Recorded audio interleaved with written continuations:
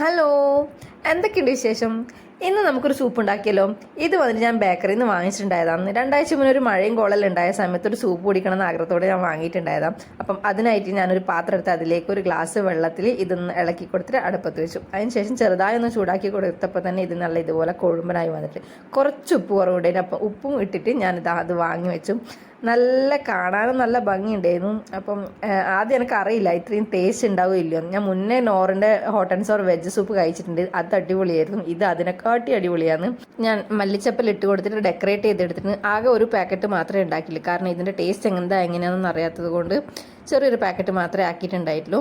അപ്പം അതിനുശേഷം ഗോതമ്പ് റവേൻ്റെ ഉപ്മാവ് ഉണ്ടായിരുന്നു. അതിൻ്റെ കൂടെ കഴിക്കാൻ കുറച്ച് മിച്ചറും കൂടി എടുത്തു. നല്ല എരിവുള്ള മിച്ചറായിരുന്നു. അപ്പോൾ ഇതൊക്കെ കഴിക്കുമ്പോൾ തൊണ്ട നനക്കാൻ എന്തെങ്കിലും വേണ്ടതെന്ന് വിചാരിച്ച് ഞാൻ കുറച്ച് ഹോർലിക്സ് ഉണ്ടാക്കിയിട്ടുണ്ട്.